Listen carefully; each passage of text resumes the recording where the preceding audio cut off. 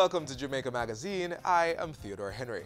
Today the world is observing Human Rights Day, which is also the start of a year-long campaign to mark the upcoming 70th anniversary of the Universal Declaration of Human Rights. Regardless of your race, color, nationality, or status, we all have rights as human beings. This week on Jamaica Magazine, we'll be highlighting some of those rights and more. Stay tuned as the magazine unfolds.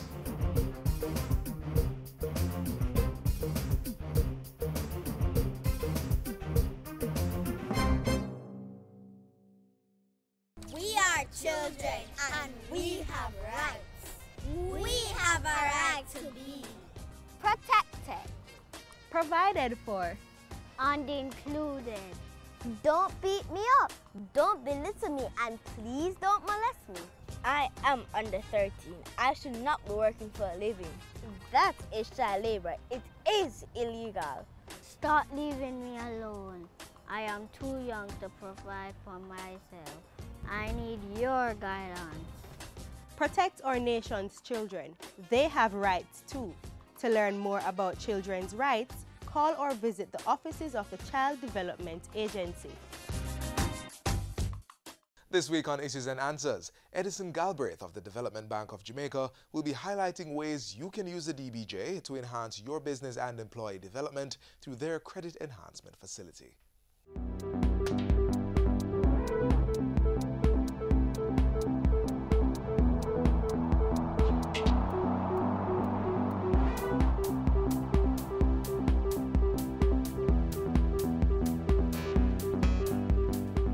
Thanks for joining us for another edition of Issues and Answers. I'm Ian Boyne.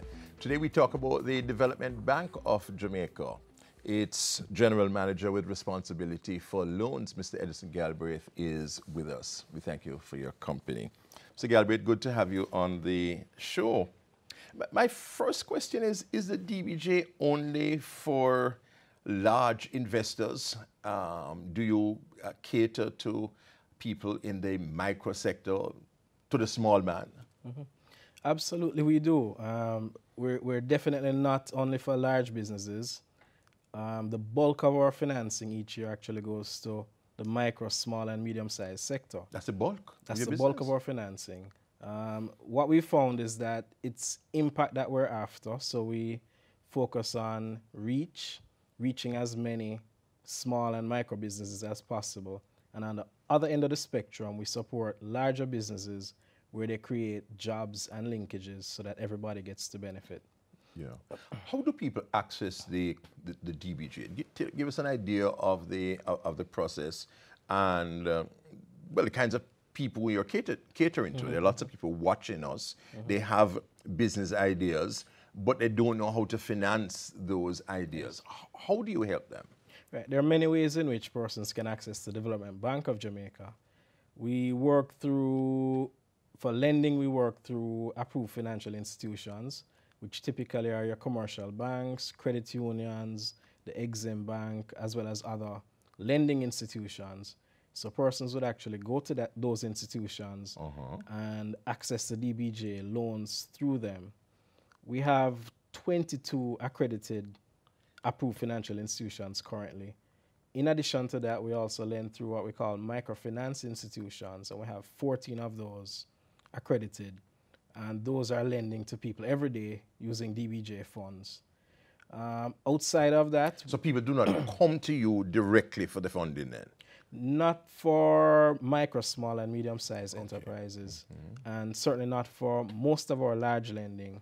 The only area in which we do direct lending currently is for the construction of business process outsourcing facilities, which are fairly large facilities. So people would go to a regular commercial bank and say what? They want this DBJ facility? Yes, we actually encourage persons to go to their banks and ask for a DBJ loan because the banks have a range of facilities available. DBJ loans typically attract a lower interest rate. So that's the benefit that most persons get. Lower interest rates, longer tenors on the loans, flexibility. DBJ also has products such as the guarantee program, where we will actually guarantee a portion of the loans that people receive, small and medium-sized businesses receive at the commercial banks. You or guarantee AFIs. that? Yes, we guarantee up to 80% on small loans. That's loans below $6.25 million. Up to 80% you guarantee? 80%. And why we do that is because we recognize that small and medium-sized businesses very often don't have the collateral that the banks typically need, such as real estate or other such assets. So they actually need some support. Very often they're leasing or renting space, and to get working capital and equipment, they need support. So we've provided over $1.3 billion in guarantees to date, allowing over 300 small businesses to access over $2 billion in loans. Over what period? Over the last 4 years. The last 4 years? Yes. Yeah, that's quite a significant benefit. And there's an Ignite program that you Absolutely. tell us about. Again, that program is targeted at what we'd say micro and small businesses. These are where entrepreneurs, young entrepreneurs predominantly, who have innovative ideas, that's ideas that are different but viable. They are able to compete essentially for up to $4 million Jamaican dollars each to support their projects. To date, I believe we've approved over 30 such grants, allowing these entrepreneurs grants. This is grant money. Is grant money? We're having gone through a process. Typically, they have to be a part of an incubator. Yeah. So you have programs offered by the JBDC, the Branson Center, the university programs, as well as the Jamaica Manufacturers Association. So they apply through those programs again. They are vetted, screened, they're allowed to pitch their ideas, and then from that, up to 30 persons are selected for these grants. Okay. And a person can get up to $4 million. Up to $4 million Jamaican dollars. In grants, in not grant loans. financing. If the ideas are rated as and we have innovative had persons with brilliant ideas coming through. Ideas for businesses that we believe will grow significantly over the next few years. Through this program. This is an important facility. Yes, it is. And people are putting up ideas. Yes, they are. Yes, they are. And they're pitching ideas. We also support the national business model competition run by the universities, where students are able to come together and pitch ideas. And they go through a rigorous program where their ideas are vetted, they're refined, and the winners from Jamaica have actually gone on to the International Business Model Competition and done extremely well. I believe they've come probably 4th and 7th of the global pool. Good. So the Development Bank of Jamaica is having its impact in terms of encouraging entrepreneurship, making available resources to persons who are would-be entrepreneurs or who are entrepreneurs. DBJ is not just for the big man. The DBJ can help you. Just stay tuned to us. When we come back, we'll tell you more ways in which DBJ can help you.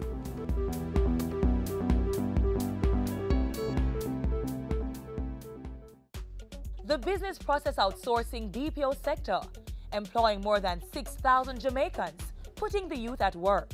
The kinds of work we are doing right now in Jamaica through our 40 companies established in this industry include applications like Netflix, applications like Amazon. So you're speaking to people about their credit cards. We are doing applications like tech support. So if you have a problem with your iPhone, iMac, or laptop, technical questions, those questions are being answered in some of our BPO operations. That's not a sweatshop. The local BPO industry, creating employment, boosting the economy.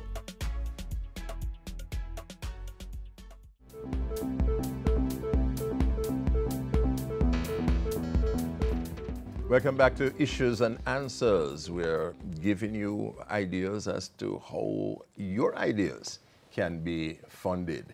The General Manager with responsibility for loans at the Development Bank of Jamaica, Edison Galbraith, is our guest.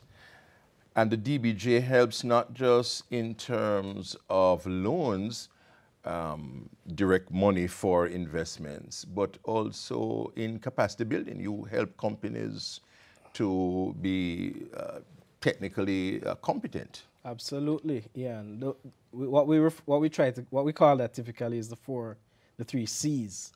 We focus on capital because businesses need capital to grow. They also need collateral support because our lenders typically require security. But critically, they also require capacity. And in that regard, we provide capacity in a number of ways. But the one we want to focus on right now is our voucher for technical assistance, where persons are able to access, again, grant funding, where DBJ pays up to 70% of the cost. And we have caps for each level. Where if persons need, let's say, a business plan to be done to improve their business, they can actually go on our website, dbjvoucher.com, and subscribe, apply for that voucher, and receive that support. So we provide a range. And what's the amounts that are provided? Well, there are a number of vouchers depending on the service. The cap is about 500,000, but there are vouchers for 300, 200, 100,000, depending on the service. So small businesses are able to get financial statements prepared. They're able to get accounting software. They're able to get mentorship. They're able to get shelf life studies done, patents done, a whole range of services that they need. And it's not only for those that are seeking loan financing. If you have a small business and you simply want to improve your operations, then you can access that voucher at DBJ's. DBJ. So if I need some kind of capacity development from my workers, for example, I could access funding on the voucher program for that? Absolutely. There's training for your staff. There are a range of services. Some things you can access through the Jamaica Productivity Center, the Bureau of Standards, a range of service providers. And it's important because there are people watching us who have business needs and who might not know that in fact these needs can be catered to by an institution like the DBJ. Absolutely. And to date, we've approved over 800 such vouchers. So small businesses have come forward and applied and received the support. So we're encouraging everybody out there to actually, if you know a small business that needs the support, go online to dbjvoucher.com and apply for the service. The services are available. Yes. And did we mention the number of loans that you made in the last financial year? In the last financial year, we did about 16,000 loans. That many? Simply because we lend through microfinance institutions, we lend through approved financial institutions, credit unions, commercial banks. So your reach is wide. So the reach is wide, much, much wider than DBJ could if it were to do it on its own. Yes. So we tap the network of all our lenders. And I know that job creation is also an important part of your mandate. And you do that through the provision of loans for factory space. So when you give loans to larger industries, the objective is to help ordinary people, to help to create employment. Absolutely, absolutely. We've focused over the last few years on the business process outsourcing industry. BPO. Simply because that industry creates thousands of jobs for the lowest capital. It's labor intensive. When we compare it to other industries, it's a fraction of the investment cost, but the jobs that it creates are amazing. To date, we have lent over $65 million to create, and let me give you... That's like doing Jamaican, if you can do the calculation. Let's say 8 billion. 8 billion at the current exchange rate. And that has facilitated over 850,000 square feet of space with the ability to employ 20,000 persons. We've completed about, just under half of that space has been completed of those projects, and they're currently employing up to over 6,000 persons already. It's amazing when you go in one of these facilities and you see a sea of young people working. From the 18 to 24 age group, which is where our unemployment really is highest. And it's DBJ funding, which is creating these facilities. Yes, but the important thing is also that we're pulling in private sector funding. So our 65 million US or 8 billion has actually attracted 105 million in private investment. So we've gotten the developers on board, but also we've been getting the private financiers on board. So 3 of the projects that we've done have actually been funded through our commercial banking partners. So we not only have the private developers now coming on board and building out space, but now we have the private sector banks coming on board and funding that space directly. Okay. So we see our role as a catalyst to get all of this done. So the public-private partnerships is an important model in your development It is suite. a very important model throughout what DBJ's activities. We're not there as government to, let's say, fund everything, but our role is to encourage the private sector to come on board and make it easier for them to stimulate growth and development. Yeah. Another key thing about the BPO industry is not only it creates jobs, but linkages.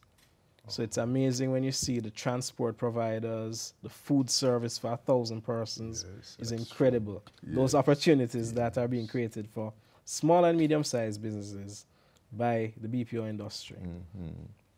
And it's an industry where the provision of factory space is important, because sometimes there are investors who want to come in and they don't have the time to be building out factory space. They want to know that the space is available. So if they want to come in, you know, right away, they can do so. Absolutely. Typically, the lead time when an operator is coming to Jamaica is 3 months. Of course. They need that space to be ready. The space there, yes. So what DBJ did, we took the risk of going ahead and building the space ahead of the time. Right, of course. And typically these spaces take 12 to 18 months to be constructed. But the good thing is all the spaces that we've built to date have been fully leased. They are current on repayment, and they're employing thousands of people. Excellent. So we believe that the program has been a tremendous success, and we're encouraging our private partners to come on board as well. So the DBJ is really having an important impact on the economy and on the social welfare, because by facilitating employment, you do that a great deal through supporting the micro and small enterprise sector, and by directly supporting the BPO sector. Yes, through all our avenues, capacity building, collateral support with our guarantee program, and providing capital for businesses. The DBJ, an important institution of development. Its general manager with responsibility for lending, Mr. Edison Galbraith, has been our guest on Issues and Answers. Next week I'll be back. Until then, Ian Bourne wishing you a pleasant day.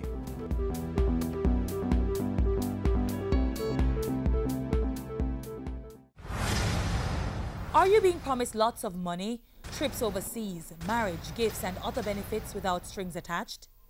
What of jobs with excellent salaries but require no experience?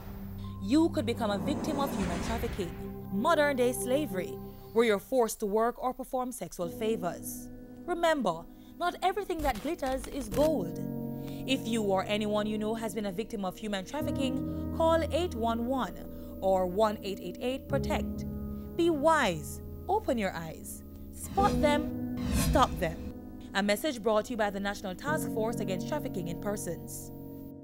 Your right to be informed is very important. In the upcoming feature, get some safety tips from the Jamaica Fire Brigade.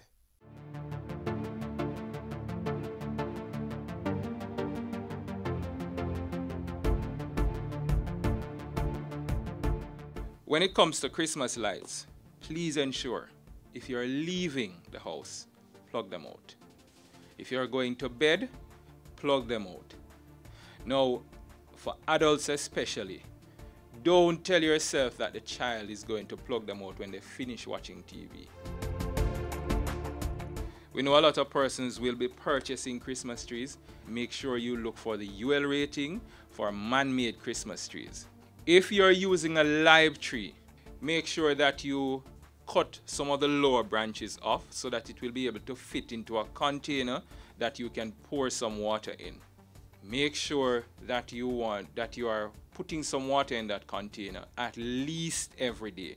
And the reason for this is, even though it's a so-called dead tree, the branches are still soaking up some amount of water and maintaining some amount of moisture, which will keep it fresher for longer. The fresher it is, the least likely it will catch fire.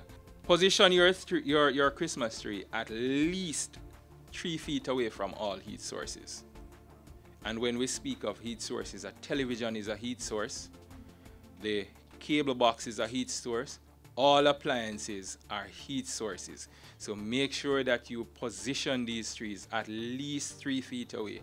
And you want to ensure when you put the decorations on them as well, the lights as well, what you want to ensure is that there's circulation space around the tree. And that will help to maintain the room temperature around that tree.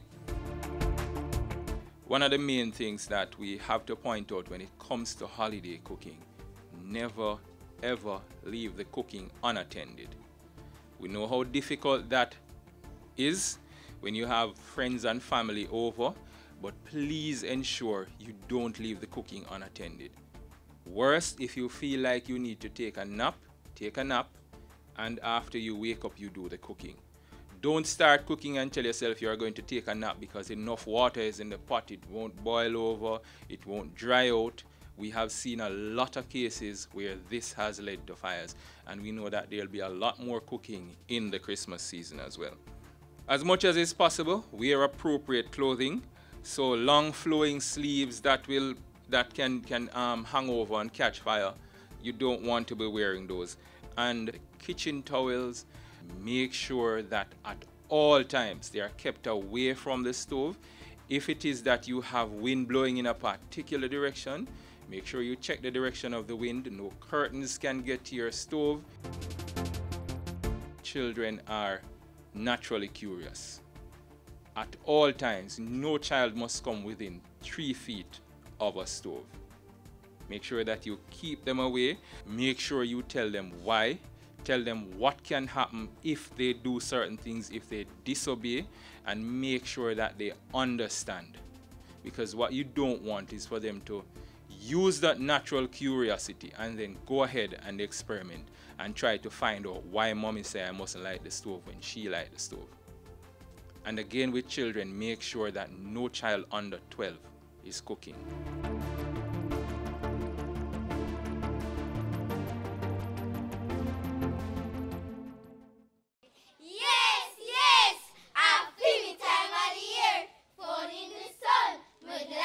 Christmas come. You know long mama baking panton down. Me glad when Christmas come. Cold stove light, roast bread fruit are run down. Me glad when Christmas come. Christmas time, food and plate up top. Red rice and chicken. The banana chips are rough. And when me hear the Christmas song them start sing, in a me 2 ears them happy bell ring. You and you and you and you. Make sure you have a red, green and white clothes. Else not stop us and pose. My grandfather country a draw the sorrel. And my auntie and New York don't pack the barrel. New blouse, new skirt, new pants, new shirt. My glad when Christmas come. You have just heard When Christmas Come by Floyd Carson. Handcrafted or professionally designed, spread the Christmas cheer with a greeting card for your loved ones this year. Have yourself a merry little Christmas. The season of warmth, joy, and good cheer is here. It's customary we'll have nice things to say to our friends, family, and loved ones. And greeting cards are our most able aid, spreading the Christmas spirit with heartwarming images and words. A card can bring wonderful joy. It can be something that can calm you, something that can bring peace to you. It depends on what you're experiencing. And it's something that can also bring hope and joy. It gives you a wonderful feeling to know that somebody has been thinking of you. Selecting the right card is important. The sender's intent is to ensure that the receiver gets the right message that will evoke emotions of happiness and appreciation. I think sending a greeting card has always been a beautiful tradition that Jamaicans have held to. We have always done that over the years. And I think it probably was rooted in the fact that we had a lot of persons who migrated, like 60, 40 years ago, who migrated, went to England. And it was a way of keeping in touch with each other. The method of making greeting cards vary. And for local makers such as Father Gregory Ramkissoon's mustard seed communities, production transcends the commercial aspect to embody a more altruistic purpose. This is one of the income generating projects we started out with from day one when we started out at Mona Commons. The whole business of the banana bark cards. It takes cash to care. And while the communities rely on generosity of friends here in Jamaica and abroad to sustain its ministry, self-help income-generating activities such as agricultural, ceramic, and card production makes a big difference in support of the efforts. You know, whatever money we earn from the cards, it goes back into the organization to take care of our children. So when you get a card from us, you know that you get something that has an impact, not just for the person who is receiving it, but it has an impact for the children at Mustard Seed, because the funds that was paid to purchase the card will also be used to take care of the kids. The Mustard Seed communities have been supplying its signature greeting cards handmade by a group of talented female workers in its workshop to a unique clientele for many years. They produce cards for all occasions, but activities traditionally culminate with the Christmas season. The cards carry the traditional message of Christmas and bears its symbolisms with a Jamaican twist. Blossom Whitaker decides on the designs, and women from the communities put them together for a living. We go to the country and we look the banana leaf. When we come back from the country, we varnish, paint with all the different colors paint. We spread them out for dry. When it dry, we cut the pattern them from it and stick on the cards then. We have about 5 ladies here working now. So each person have a different design. We have persons who at times order even 400 cards because, you know, we have about 10 designs in terms of the Christmas cards as well as their all occasion cards that we also have. So we'd like to invite all Jamaica to come in because we have cards for sale this Christmas and we'd love for them to come in and support us. You can also order cards from the Mustard Seed Community's website at mustardseed.com and make your pledge to the children. Cards can also be customized with your company's name or logo or any special message that you would like to send this Christmas or for the new year or for any other special occasion. I wish for all mankind a warm Jamaican Christmas.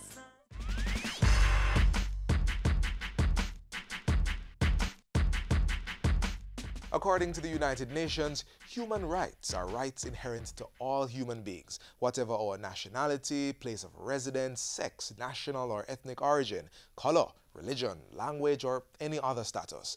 We are all equally entitled to our human rights without discrimination. Know your rights. You have the right to live in the kind of world where your rights and freedoms are respected. You have a right to an education. No one may stop you from participating in the cultural life of your community. You have the right to a decent life, including enough food, clothing, housing, medical care, and social services. Remember, though, that with each right comes responsibilities, so be mindful of your duty to exercise your right within the ambit of the law. This balancing act will help make Vision 2030 a reality.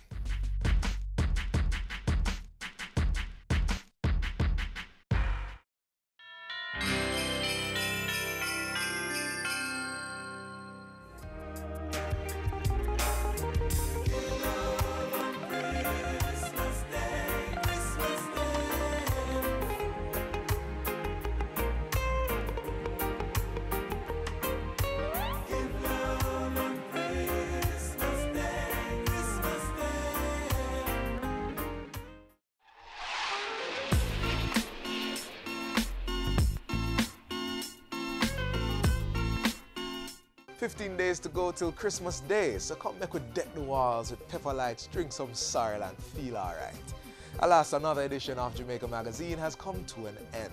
Join us tomorrow, same time, right here on this station for another exciting show. And as usual, don't forget to send your feedback to Jamaica Magazine at jis.gov.jm. Stay informed on our social media pages, Instagram, Facebook, and Twitter. You can also visit our website, jis.gov.jm, for more information. On behalf of the entire production crew, I'm Theodore Henry. Thanks for watching.